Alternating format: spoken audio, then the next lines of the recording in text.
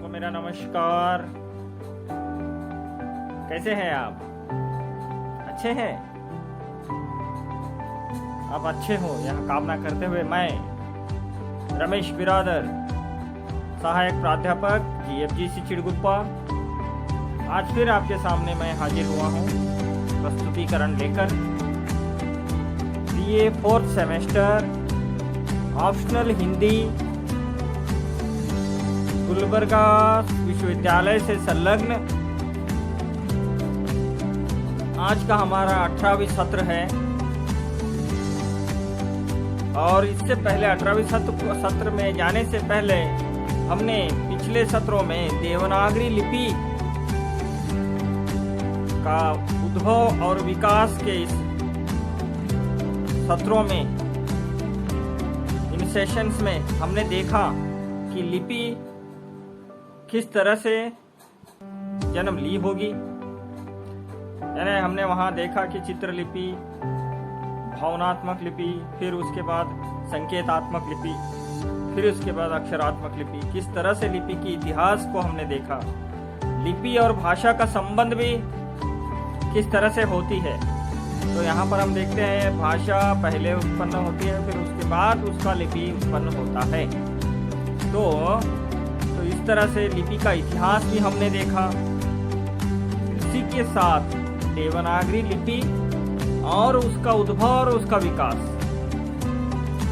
यहाँ हमने पिछले 3 सत्रों में हमने यहाँ देखा।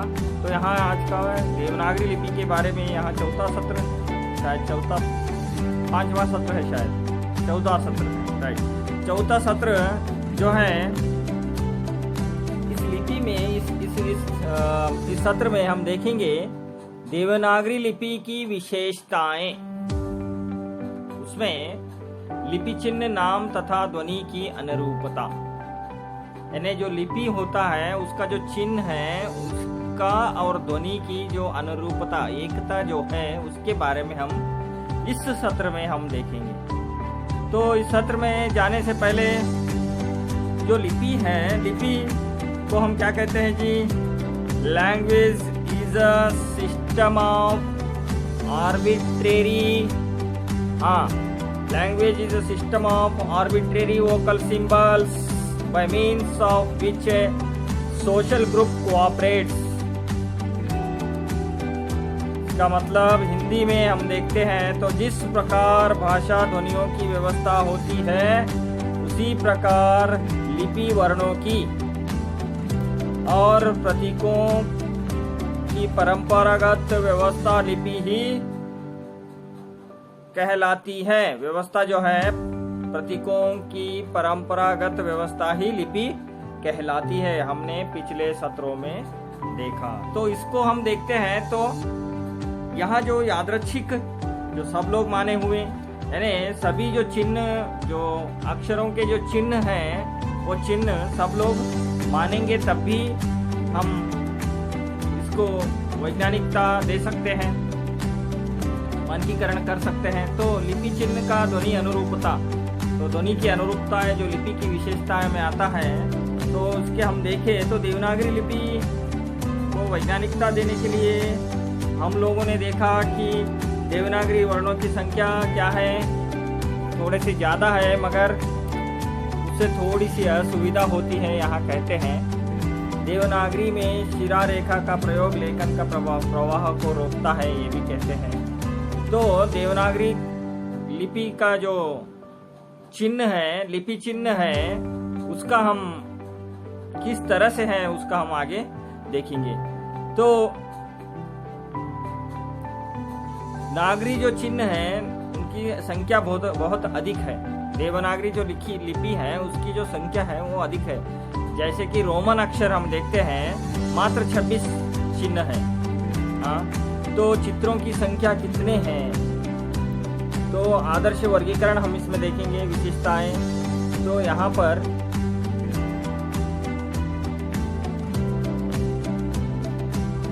सत्र में हम लोग देखेंगे एक ध्वनि के लिए एक शब्द किस तरह से, ध्वनि के लिए लिपि के ध्वनि का व्यवस्था कैसा होता है, फिर व्यंजन की अक्षरिकता, मात्रा का प्रयोग, ये सब कुछ हम देखेंगे। लिपि चिन्ह का नाम तथा ध्वनि की अनुरूपता। तो यहाँ पर लिपि चिन्ह का जो नाम है उसकी अनुरूपता जो है, तो उसके बारे में हम देखेंगे कि नागरी लिपि के जो वर्ण होते हैं उनकी यहाँ प्रमुख विशेषता है कि वर्णों के अनुरूप ही शब्द होते हैं। वर्णों के जो अनुरूप है वही शब्द हम देखने को हमें मिलता है। तो इसके लिए हम देखते हैं कि हम उदाहरण से देखिए, क से कमल होता है, त से तमाल होता है। इस प्रकार नागरी वर्ण ज्ञान होने पर किसी शब्द का उच्चारण संभव और सरल हो जाता है। रोमन लिपि में यहाँ गुण नहीं है। रोमन के संकेतों की जो ध्वनियाँ हैं उन शब्दों का प्रयुक्त होकर कुछ से कुछ हो जाती है। प्रत्येक लिपि जो होता है के साथ शब्द से प्रयुक्त होने वाली उनकी ध्वनि को याद करना पड़ता है। यानी एक्सेलरेट, मैंने परसों बोला था, एक्सेलरेट, एक्सेस। रोमन में इस संदर्भ में अनेक रूपता दिखाई देती है। तो हम उसका एक उदाहरण देखेंगे किस तरह से होता है रोमन में। यहाँ पर जो रोमन अंग्रेजी के कुछ शब्द हम लोग देखते हैं, तो प्रथम ध्वनि का प्रयोग जो होता है, अभी हम बी से देखेंगे। बी से बैग होता है, डी से ड से डेट होता है, क से काइट होता है। तो अंग्रेजी में क्या फिर और देखते हैं, तो हम थोड़ा देखते हैं, आगे देखते हैं। तो अंग्रेजी में फ से फैन, एल से लेम, एम से मैन। फिर आगे देखते हैं, कुछ शब्दों की लिपि संस्कृत के नाम से दूसरी ध्वनि का प्रयोग किया जाता है। अंग्रेजी में कुछ शब्दों के उच्चारण कुछ लिपि संकेतों के नाम की मात्रा प्रथम ध्वनि का प्रयोग होता है। यानी बी से बैग, डेट, काइट। तो यहाँ पर अंग्रेजी के कुछ शब्दों की लिपि संकेतों के लिए हम ध्वनि का प्रयोग नहीं होता, हमारा जो ध्वनि है उसका प्रयोग नहीं होता। इसके स्थान पर पूर्ण भिन्न ध्वनि का प्रयोग होता है। तथा कैसे, जब सी है, सी के बजाय सी का स होता है, सी होता है, स सी होता है, तब उसके नाम के जगह पर हम CAT लिखते हैं। तो क्या हो जाता है, स के बजाय कैट हो जाता है, क हो जाता है। सी के बजाय क्या हो जाता है, कैट हो जाता है। H ह होता है, मगर हम लिखते हैं HOUSE लिखते हैं तो हाउस हो जाता है। आवर हो जाता है, आवर, हावर, आवर हो जाता है। तो इस तरह से अंग्रेजी में हमारी जो लिपि है, नागरी लिपि में जो उच्चारण होता है उसी के अनुरूप शब्द भी उच्चारण होते हैं। क से कमल, त से तमाल, इस तरह से। मगर इंग्लिश में डी से बर्ड नहीं है, डी से बैग, डी से डॉग, डी से डेट।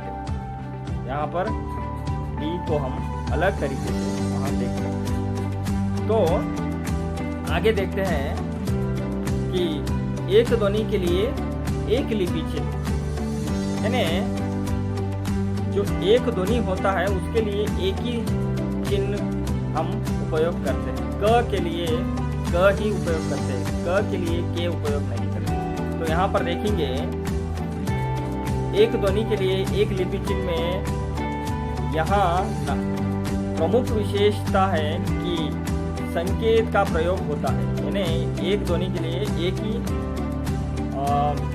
शब्द का प्रयोग होता है।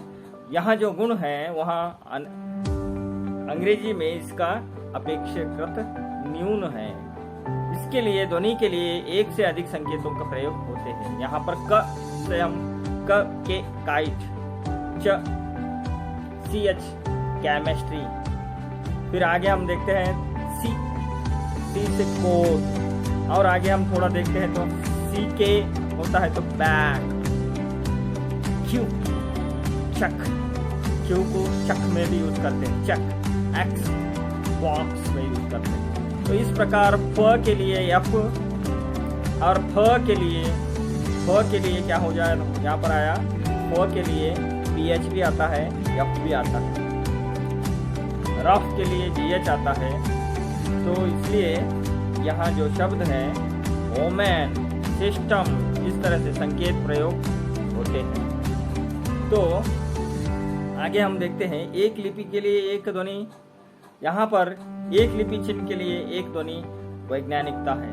नागरी लिपि के लिए किसी वर्ण को शब्द के आदि में हम मध्य अथवा अंत कहीं भी प्रयोग करें, ध्वनि एक ही होती है।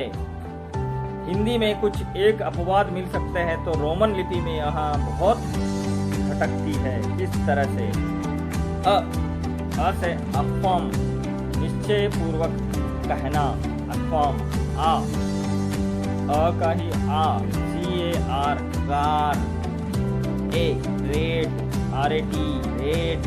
ए आ जाता है, ए का ही ए को हम कहाँ पर यूज कर रहे हैं, देखो अ के लिए यूज कर रहे हैं अफम, फिर CAR, कार के लिए यूज कर रहे हैं आ, यहाँ पर ये ही होता है। ए के लिए भी RAT, रेट के लिए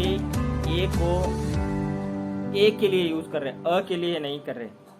आई के लिए भी करते हैं एट, यहाँ पर एट आई आता है, मगर उसको हम अंग्रेजी में क्या लिखते हैं, ये ही लिखते हैं।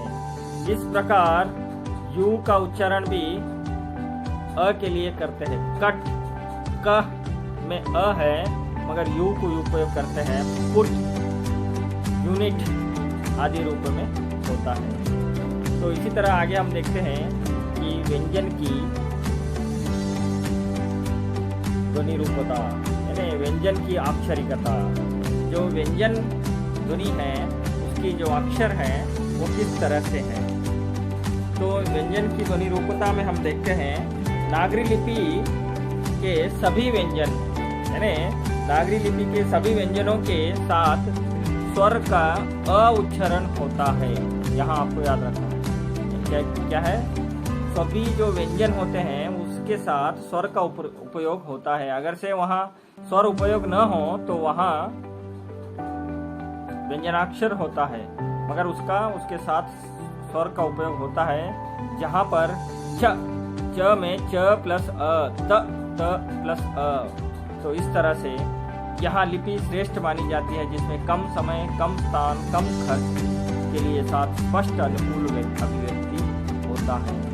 यहाँ जो व्यंजन की अक्षरिकता कहलाती है, क्या व्यंजन के साथ स्वर की जो मिलावट होती है, क्या उच्चारण होता है। तो इस प्रकार नागरी के जो अक्षरिक रूप है, अक्षरिक रूप के लेखन में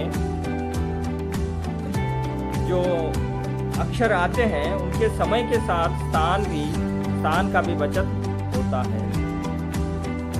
तो जिसमें रोमन लिपि में यहाँ जो थोड़ा सा वर्ण है वहाँ गुण अनपेक्षित क्रम कम है, जिसके कारण समय के साथ शक्ति की अपेक्षाकृत अधिक लगती है। यानी जैसे कमल, रमन, चमचम, छम, यहाँ हम उसमें देखते हैं। तो इसके साथ हम आगे देखते हैं मात्रा का प्रयोग। अ से भी अपनी, ई से इधर। तो नागरी लिपि के स्वरों का सभी स्वतंत्र रूप में प्रयोग होता है। तो कभी उनका मात्रा संकेतों का, स्वरों का स्वतंत्र प्रयोग में भी किसी अन्य लिपि संकेतों का सहारा नहीं लेना पड़ता। यानी अ से अपनी, ई से इधर आदि। जब स्वर के स्थान पर उनकी मात्राओं का प्रयोग किया जाता है तो लेखन का मूलाधार व्यंजन होता है। यानी स्वर के स्थान पर उनकी मात्राओं का प्रयोग करते हैं तो उसका मूल आधार जो होता है वो है व्यंजन होता है। जैसे कि आ का मात्रा हम उपयोग करते हैं तो म के साथ आ जोड़ेंगे, त के साथ आ जोड़ेंगे, माता हो जाएगा। ल के साथ ई जोड़ेंगे, पी के साथ ई जोड़ेंगे तो लिपि हो जाएगी। क के साथ ऊ जोड़ेंगे, छ के साथ अ जोड़ेंगे तो कुछ हो जाएगा। इस तरह से यदि मात्रा के प्रयोग की व्यवस्था न होती तो स्थान शक्ति एवं समय अधिक लगने से लेखन में त्वरा गुण संभव न होता।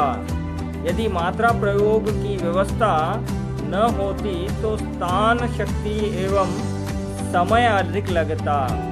तो यहाँ पर लेखन का रूप इस तरह से होता है। माता में म आ त आ देखते हैं हम लोग, म आ त आ, लिपि में ल ई पी ई। तो इस तरह से यहाँ ऐसी वैज्ञानिक रोमन लिपि में हम नहीं देखते। स्वरों की मात्रा के रूप में अभाव में उनका स्वतंत्र रूप ही प्रयुक्त होता है, यानी पतना, कमला आदि। जो और आगे हम देखते हैं दीर्घ स्वर और ह्रस्व स्वर। तो ह्रस्व स्वर के लिए हम आगे ह्रस्व स्वर देखते हैं। यहाँ नागरिक की प्रमुख वैज्ञानिकता है कि रोमन लिपि में यहाँ गुण आंशिक रूप में ही नहीं है। नागरी लिपि में स्वर के दो रूप हैं, एक है ह्रस्व स्वर, दूसरा है दीर्घ स्वर। जो ह्रस्व स्वर होता है वहाँ अ ई उ, यानी जो ह्रस्व और दीर्घ स्वरों की स्वतंत्र लिपि चिन्ह में हम देखते हैं। दीर्घ का है आ ई उ आदि। इस प्रकार स्वर के ह्रस्व और दीर्घ दो रूप होते हैं और दो रूपों में से ध्वनियों का अधिक शुद्ध उच्चारण और लिपिबद्ध करना उसे संभव हो जाता है। रम, रमा, राम, रामा, लत, लता, लात, लाता। देखिए यहाँ पर कितना एक ही इसमें रम, रमा, रामा और राम, लत, लता, लाता, लात, लात, इस तरह से बदलते हैं। यहाँ पर बहुत लत, चटा, लता, नाम, संज्ञा, लात, पैर से मारना, लात मारना, लाता, लेकर आना। देखिए यहाँ थोड़े थोड़े एक स्वर में बदलाव होता है। तो इस तरह से स्वर तथा दीर्घ स्वर की ध्वनियों के दो रूप से उक्त लेखन संभव है, अन्यथा रम, रमा और रामा के लिए एक ही रूप होता है। रोमन में अ के तथा आ स्वर ध्वनियों के लिए सामान्यतः बड़ा ए का वर्ण का ही प्रयोग होता है। यहाँ पर क्या होता है जी, ए लगा दिए तो उसमें ही हम समझ के पढ़ना है, उसमें किसमें, अंग्रेजी में, जिसके कारण ऐसी स्थिति होती है। यहाँ पर देखिए जिस तरह से जो स्थिति होती है अंग्रेजी में, वहाँ हिंदी में नहीं होता। रामा तो RAMA लिखते हैं तो रामा, रामा के लिए रम, रामा, रामा, राम, रामा, लता तो लत, लता, यहाँ जो अक्षर है उसके लिए सभी के लिए अ ही आता है। तो इसी तरह पर्याप्त लिपि चिन्ह हमारे देवनागरी में हम देखते हैं। वैज्ञानिक लिपि के संबंधित भाषा के ध्वनियों में जो ध्वनियों का व्यक्त करने वाली पर्याप्त चिन्ह का होना आवश्यक होता है। यानी वैज्ञानिक लिपि यानी मानकीकरण लिपि में जो संबंधित भाषा की जो ध्वनियाँ होती है उसको व्यक्त करना और उसमें पर्याप्त लिपि चिन्ह का होना आवश्यक होता है। नागरी लिपि की यहाँ प्रमुख विशेषता है कि रोमन लिपि द्वारा अंग्रेजी की भी सभी ध्वनियों को स्पष्ट रूप में लिपिबद्ध करना अत्यंत कठिन है। यानी रोमन जो अंग्रेजी लिपि है द्वारा अंग्रेजी के सभी ध्वनियों को स्पष्ट लिपिबद्ध करना बहुत कठिन है। रोमन लिपि में महाप्राण ध्वनियों के लिए स्वतंत्र लिपि चिन्ह नहीं है। इनको लिपिबद्ध करने के लिए अल्प प्राण ध्वनि के साथ H का प्रयोग किया जाता है। यानी क को ख लिखना है तो उसके लिए H को उपयोग किया जाता है।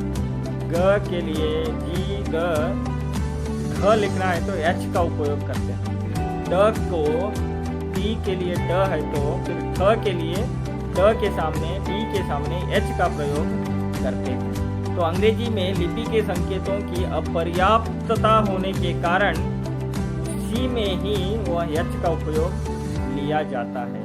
हमारे पास इस तरह से कोई भी देवनागरी लिपि में इसका वैसा सहारा कहीं पर भी लिया नहीं जाता। आगे अंग्रेजी में लिपि संकेतों की अपर्याप्तता के कारण पढ़ने में आने वाली समस्याएं द्रष्टव्य है। ये GHAN को अगहन या अघन, पैथ, पथ या पट, यानी यहाँ पर AGHAN को हम आप कैसे पढ़ेंगे? अगहन पढ़ेंगे या अघन पढ़ेंगे? अगहन भी होता है, अगहन भी होता है, अघन भी होता है। PATH क्या होता है? पथ, पैथ, पट हो सकता है। पट, PATH को क्या लिखेंगे हम? पट। तो इसके अतिरिक्त सुपठ्यता या लेखन सारल्य नागरी लिपि में नागरी लिपि की बहुत विशेषता है, जिसके लिए वैज्ञानिकता की ओर वहाँ पुष्ट होते हुए वहाँ दिखती है। इन विशेषताओं को देखते हुए नागरी लिपि को संपर्क लिपि के रूप में हमें क्या करना चाहिए? प्रयोग करते हैं। इससे राष्ट्रीय एकता भी सुदृढ़ होता है, यह हम कह सकते हैं। तो नागरी लिपि भारतवर्ष में बहुत पुरानी लिपि है, और जो हिंदी की जो लिपि है वो देवनागरी लिपि ही है। तो देवनागरी लिपि जो है, यहाँ इसमें क्या है? व्यंजन की अक्षरिकता है, मात्रा का प्रयोग होता है, ह्रस्व दीर्घ स्वर के लिए स्वतंत्र लिपि है। यहाँ नागरी की प्रमुख वैज्ञानिकता है, यानी व्यंजन की अक्षरिकता, मात्रा की प्रयोग, ह्रस्व दीर्घ स्वरों का स्वतंत्र लिपि। फिर क्या हम देखते हैं यहाँ पर? लिपि चिन्ह नाम ध्वनि की अनुरूपता, ध्वनि के लिए एक, लिपि के लिए एक ध्वनि, एक ध्वनि के लिए एक लिपि। तो इस तरह से लिपि, देवनागरी लिपि आदर्श वर्गीकरण किया जा सकता है। देवनागरी लिपि में चिन्हों की संख्या अनुकूल और उपयोगी है। स्वर और स्वरों को प्रारंभ में व्यंजनों के बाद में स्थान दिया गया है, यानी स्वरों का प्रारंभ में और व्यंजनों को बाद में स्थान दिया गया है। नागरी में 5 व्यंजनों के वर्ग की पूर्ण वैज्ञानिक व्यवस्था है। कवर्ग, चवर्ग, टवर्ग, तवर्ग, पवर्ग, कंठ, तालव्य, मूर्धन्य, दंत्य, ओष्ठ्य, इनका जो उच्चारण होता है इनसे होता है। तो इस तरह से हमारी हिंदी में जो नागरी लिपि है, नागरी लिपि की जो विशेषताएं हैं हम इसमें देखते हैं। तो नागरी लिपि के बारे में और ज़्यादा से ज़्यादा आपको पढ़ना है या आपको ज़्यादा से ज़्यादा जानकारी लेना है, तो यहाँ पर जो संदर्भ सूची ग्रंथ हमने यहाँ दिखाए हैं, इन ग्रंथों का आप उपयोग कर सकते हैं। यहाँ कहते हुए आज का हमारा यहाँ सत्र यहीं पर समाप्त होता है, और इसके साथ नागरी लिपि, देवनागरी लिपि, नागरी लिपि उद्भव और विकास, लिपि का विशेषण, विशेषता, लिपि के तत्व और नागरी लिपि के लिपि और भाषा में संबंध, इन सभी सत्रों के बारे में हमने यहाँ देखा। तो यहाँ नागरी लिपि का सत्र भी यहाँ पर समाप्त होता है। आगे के जो सत्र आएंगे उन सत्रों में हम देखेंगे भाषा विज्ञान, भाषा क्या है, भाषा की उत्पत्ति किस तरह से हुआ, भाषा विज्ञान है या कला है, भाषा को हम किस तरह का उपयोग कर सकते हैं, इन सभी के बारे में अगले सत्र में हम देखेंगे। इसी के साथ मैं आप सब लोगों से विदा लेता हूँ। आप सभी लोग खुश रहें, स्वस्थ रहें और अपने घर में रहें और घर से बाहर ना निकले जब तक कि माहौल सीधा ना हो। तो इसी के साथ मैं अपना यहाँ पाठ पठन समाप्त करता हूँ। तो आप सभी लोगों को मैं विदा लेता हूँ। जय हिंद, जय कर्नाटक।